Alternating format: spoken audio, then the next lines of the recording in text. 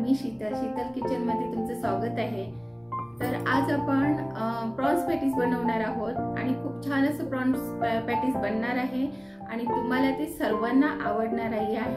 तेव्हा तुम्ही हा व्हिडिओ पहा आणि तुमच्या घरी ते करूनही बघा। चला तर आपण आता रेसिपीला सुरुवात करूया। कोळंबी पॅटीस बनवण्यासाठी हे 4 टेबलस्पून कॉर्नफ्लोअर घेतलेला आहे। हे 3 बटाटे उकडून घेतलेले आहेत। उकडताना थोडंसं मीठ घातलेलं आहे। इथे हे ब्रेड क्रम्स आहेत आणि इथे ही कोळंबी घेतलेली आहे। कोळंबी साफ करून स्वच्छ धुवून त्याला मॅरिनेशन करून घेतलेलं आहे। मॅरिनेट करताना पाव टीस्पून हळद, पाव टीस्पून लाल तिखट व थोडंसं मीठ घातलेलं आहे। आता ही कोळंबी आहे याचे आपण बारीक तुकडे करून घेणार आहोत। बटाटे आता आपण हे मॅश करून घेणार आहोत। मॅशरने आपण बटाटे मॅश करून त्याच्यामध्ये आता कॉर्नफ्लोअर घालूया। इथे आपले बटाटे मॅश करून झालेले आहे। त्याच्यात आपण आता थोडं मीठ घालूया। आता थोडंसं मीठ घातलेलं आहे, जवळ पाव टेबलस्पून मीठ घातलेलं आहे, कारण अगोदर बटाटे शिजताना मीठ घातलेलं आहे। त्याच्यात हे 4 चमचे कॉर्नफ्लोअर आहे ते घालून घेऊया। 1 चमचा राहिलेला आहे। पहिल्यांदा हे घालून आपण मिक्स करूया, कारण याची आपल्याला पॅटी बनवायची आहे। थोडीशी आपण कोथिंबीर याच्यात घालून घेऊया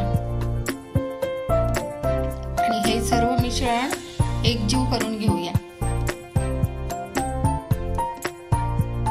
मॅश केलेल्या 3 बटाट्यांमध्ये 4 चमचे कॉर्नफ्लोअर घालून हे चांगलं मिश्रण एकजीव झालेलं आहे। आता याची आपण पारी करून घ्यायची आणि त्याच्यामध्ये कोळंबी स्टफ करायची। हे पहा, कोळंबीचे आता आपण बारीक तुकडे करून घेतलेले आहेत। गॅसवर पॅन ठेवलेला आहे व त्यात तेल गरम झालेलं आहे, हे पहा। आणि ह्याच्यात आपण ही आता कोळंबी घालणार आहोत।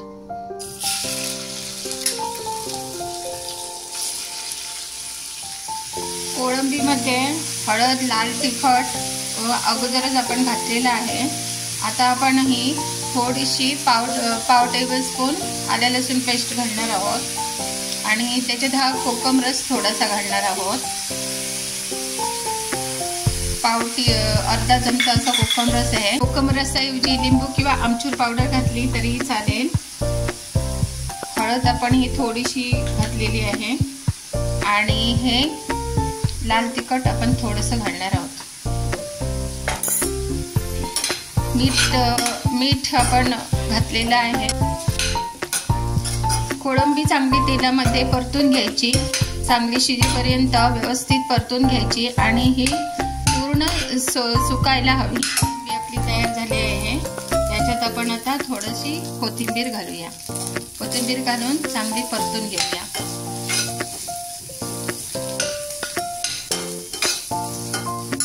अगदी 5 मिनिटात कोळंबी तयार। कढई ठेवून आतमध्ये तेल घातलेलं आहे आणि तेल गरम झालेलं आहे। आता आपण इथे हा एक गोळा घेतला आणि याची आता आपण ही अशी पारी करणार आहोत आणि या पारीमध्ये आपण स्टफिंग घालणार आहोत। जे आपण कोळंबीचं स्टफिंग बनवलं आहे ते घालणार आहोत। ही बघा, ही पारी झाली, याच्यात आपण स्टफिंग घालणार आहोत।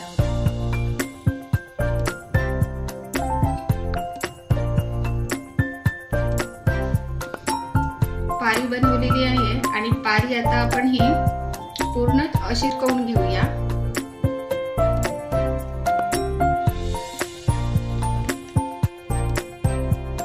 अशी चिटकवून घेतल्यानंतर हे आपण मध्ये असं प्रेस करायचं। मैद्याच्या बॅटर पेस्ट मध्ये असं बुडवून झाल्यावर आपण ब्रेड क्रम्ब लावायचे आणि हे तेलामध्ये असं सोडायचं।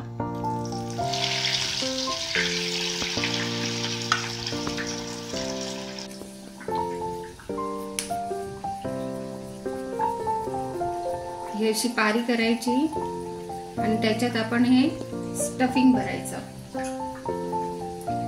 ही पहा, ही कोळंबी अशी आपण फ्राय केलेली असते ती भरायची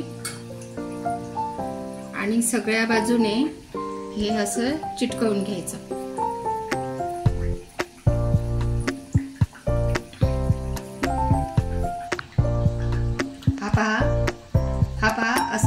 सगळं चिटकून घेतल्यावर हे आपण थोडंसं प्रेस करायचं. पॅटीस हे असं जाडत ठेवायचं बस.